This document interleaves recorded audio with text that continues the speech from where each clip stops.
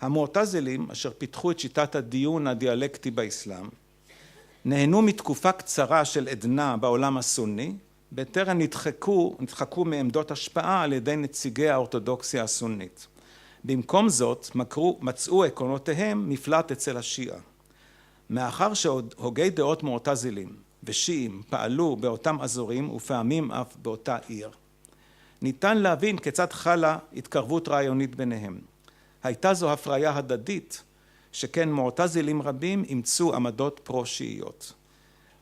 אולי כדי לסבר את האוזן, נביא כדוגמה להשפעה של המועתזילה על השיעה את עמדותיו של השריף אל-מורתדה, שהיה ממנהיגיה הבולטים של השיעה במאה ה-11. בין עמדותיה של המועתזילה שאותן אימץ אל-מורתדה, אפשר להזכיר את הסוגיות המרכזיות הבאות. נקודת המוצא לקיום המצוות היא הכרת האל, והדרך היחידה להכירו היא באמצעות השכל. טוב ורע הם מושגים אובייקטיביים, אשר מהותם נקבעת על ידי השכל. האל יכול לעשות אי צדק, אך אינו עושה זאת מאחר שהצדק הוא תכונה הכרחית שלו. האדם ולא האל הוא זה שבורא את פעולותיו. אל-מורתדה הרחיב את העיקרון המועתזילי שעל פיו הצורך בנבואה ניתן להוכחה באמצעות השכל, ויישם אותו על האימאמה. דהיינו, כשם שהאל חייב לשלוח לבני האדם כמעשה נביא, כמעשה חסד, המסייע להם לקיים את המצוות, כך חייב הוא גם לשלוח להם אימאם. אחרי שתקופת הנבואה הסתיימה עם מותו של מוחמד. אל-מורתדה ודומיו מצאו איפה שהכלים הרציונליים שהמועתזילה העמידה לרשותם, סייעו להם לחזק את טיעוניהם בדבר מעמדו של האימאם, ובה בעת אפשרו להם להתנתק מאלמנטים אזוטריים שונים של הדוקטרינה השיעית המוקדמת. השפעתה של המועתזילה על המחשבה השיעית נותרה בעינה גם לאחר התקופה הבוואית, ולא יהיה זה מוגזם לומר שהמסורת האינטלקטואלית השיעית באלף השנים האחרונות עוצבה במידה לא מועטה על ידי עקרונות מבית מדרשה של המועתזילה. הפתיחות היחסית כלפי העולם החיצוני באה לידי ביטוי בין השאר בשאיפתם של מלומדים שיעים להכיר לא רק את מורשתם שלהם, כי אם גם את המורשת הלא שיעית. כמה מהספריות העשירות ביותר בתקופה הבוואית הוקמו על ידי שיעים, ומעדויות שונות עולה שהן כללו חיבורים במגוון רחב של נושאים ולא רק נושאים שיעים פרופר. דוגמה מפורסמת היא ספרייתו של אבו ג'עפר א-טוסי, מנהיגה הבולט האחרון של השיעה בתקופה הבוואית. טוסי קיבל בירושה חלק נכבד מאוספי הספרים הגדולים של בגדד, ובמשך תקופה מסוימת הפך ביתו למעוז האינטלקטואלי של השיעה. כאשר השתלטו הסלג'וקים על בגדד ושמו קץ לשושלת הבוואית, בזזו תומכיהם את הרבעים השיעים של בגדד, ביתו וספרייתו של טוסי הועלו באש, והוא עצמו נאלץ לברוח מהעיר ולמצוא מחסה בנג'ף, שבה נשאר עד מותו בשנת 1067. לאחר תקופה ממושכת של דעיכה בתקופה הסלג'וקית בעיקר, שפר שוב גורלה של השיעה, בשלהי התקופה העבאסית, דהיינו במאה ה-13. מרכזי לימוד שיעים הוקמו בחסותם של החליפים, ושוב קמו ספריות שיעיות מפוארות. דוגמה יוצאת דופן היא ספרייתו של המלומד השיעי עלי אבן טאוס. הוא נולד בשנת 1193 בעיירה חילה שעל גדות נהר הפרת, ולאחר כיבושה של בגדד בידי המונגולים, שירת במשך מספר שנים כמנהיג העדה השיעית, עד למותו בשנת 1266. אבן טאוס היה סופר פורה, אשר לזכותו כ-60 חיבורים במגוון נושאים. בחיבורים הללו הוא מצטט מספר רב של ספרים. בכך אינו שונה ממחברים שונים, שאף הם הסתמכו במידה רבה על כתבי קודמיהם. מה שמייחד את אבן טאוס הוא מנהגו לציין אילו מבין החיבורים שמהם ציטט נמצאו בספרייתו הפרטית.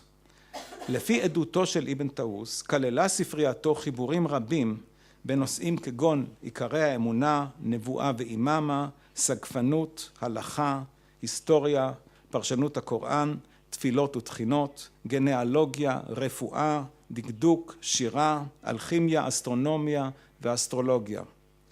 אבן טאוס, שהיה בעל אמצעים, היה מוכן לשלם סכומים נכבדים כדי לרכוש ספרים עבור ספרייתו, והוא הוסיף והגדיל את האוסף במשך כל ימי חייו, בין על ידי רכישה ובין על ידי העתקת ספרים ששאל מספריות ציבוריות, לא צילם אלא העתיק ביד. אבן טאוס הכין קטלוג של ספרייתו. קטלוג זה לא הגיע לידינו, אך נשתמר ציטוט מתוכו, שממנו אנו למדים שבשנת 1252, דהיינו 14 שנה לפני מותו של אבן טאוס, כללה הספרייה 1,500 חיבורים. זהו מספר מרשים ביותר, בוודאי במושגים של תקופתו.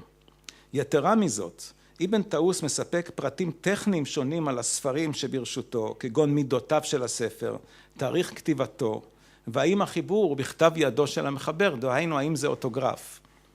פעמים רבות, כאשר אבן טאוס מצטט מתוך חיבור מסוים, הוא מציין, נוסף על שמו ושם מחברו, גם את מספר הקונטרס, שממנו הציטוט לקוח, מספר הדף ואפילו מספר השורה, מה שהעלה אצלי את המחשבה שהסיבה שהוא עשה את זה, זה אולי כי הוא חשב שאנשים יבואו וישתמשו בספרים שלו, בספרייה שלו, ולכן שיהיה להם יותר קל למצוא את המקום שממנו מצטט. בחיבורים של אבן טאוס שהגיעו לידינו יש מובאות מתוך 670 חיבורים, אשר רובם ככולם נכללו בספרייתו, כי שליש מאותם חיבורים הם פרי עטם של מלומדים סונים. ספרייתו של אבן טאוס לא שרדה, אך שפע הידיעות אודותיה מאפשר הצצה לעולם האינטלקטואלי העשיר של השיעה בשלהי ימי הביניים. הספריות המפוארות ומרכזי הלימוד בקום של ימינו, שעליהם נשמע מדוקטור גליב, הן עדות לחיוניותה המתמשכת של התרבות האינטלקטואלית השיעית. תודה רבה. תרשו לי להציג את דוקטור רוברט גליב. הוא פרופסור ללימודי ערבית באוניברסיטה של אקסטר באנגליה. הוא מנהל פרויקט של האקדמיה הבריטית בשם סמכויות דתיות או קלריקליות באסלאם השיעי, תרבות ולימוד בבתי המדרש של עיראק ואיראן. ולפרטים ראו את האתר www.thehausaproject.net. במחקריו הוא מתמקד בהיסטוריה של לימודי המשפט השיעי ובהתפתחותם, ובמיוחד בטקסטים הקשורים לתיאוריה של המשפט, שמהווים חלק מרכזי של תוכנית הלימודים בבתי המדרש. דוקטור גליב. Thank you very much for inviting me, Dr. Ukelles, and thank you very much, Professor Kölberg, for giving an introduction, which means that most of the basic theological elements of what form the background to the city of Qom have been covered, and so that hopefully will mean that on our guided tour you'll be able to see with a more informed eye some of the places that I'm going to take you on. I have the highly unlikely task then of taking a group of Israelis around the city of Qom. I don't think this has happened for many years, but I hope to give you a flavour of the city. Where I've spent a large amount of my of time when I've been in Iran, studying with members of the seminaries there and learning about the seminary itself. On the bottom of the first slide there, you have the website of the project which Dr. Ukel has mentioned, which is sponsored by the British Academy, Clerical Authority in Shiite Islam, Culture and Learning in the Seminaries of Iraq and Iran, which is a 3-year project. We're halfway through it at the moment. We're in the middle of the second year, and we've had members of the Hausa, of the seminaries in Qom, working with British scholars and traffic between Britain and Iran, and to an extent Iraq as well. Although it's a bit more difficult, learning about the system of learning within the Hausa, the seminary system, and some of the stuff I will be presenting to you today comes out of that project, come out of what I've learned from that project, meeting with seminary students and scholars who work in Qom and Najaf in southern Iraq primarily, and what they're telling me about the developments within the Hausa today. So my focus is primarily on the modern period. You have here a map of the principal seminary sites and of the Shiite world. We are most interested in Qom, which is in Iran, sort of north central Iran, south of Tehran. But there are significant seminaries. The other major seminary city, as Professor Cole mentioned, is Najaf in southern Iraq. There's also significant seminaries in Karbala. There's seminaries in Bahrain, in Beirut, in Damascus, which is not mentioned there, and in Mashhad, which is out in Iran, on the Iranian border, close to the Afghan border there, a major seminary city. But we're going to be concentrating on Qom, which is, for want of another map here, to just give you an idea, the star is Tehran, which is obviously the capital. Qom is, well, it's around about 150 kilometers south of Tehran. You can go from Tehran and back again in a day, which was certainly easiest to do when I didn't know many people in Qom, because many of the hotels in Qom wouldn't take non-Muslims for a while in the early 1990s when Qom was going through a particularly isolationist phase. It's come out much more since then in terms of opening its doors to the variety of influences, not just from around Iran, but also from abroad. Some facts about Qom itself. It's about a million inhabitants in Qom itself. The number of people involved in one way or another with the seminary, i.e. they either teach, or they're students, or they're researchers, or they're part of research institutes which are attached to them, probably number around about 170,000.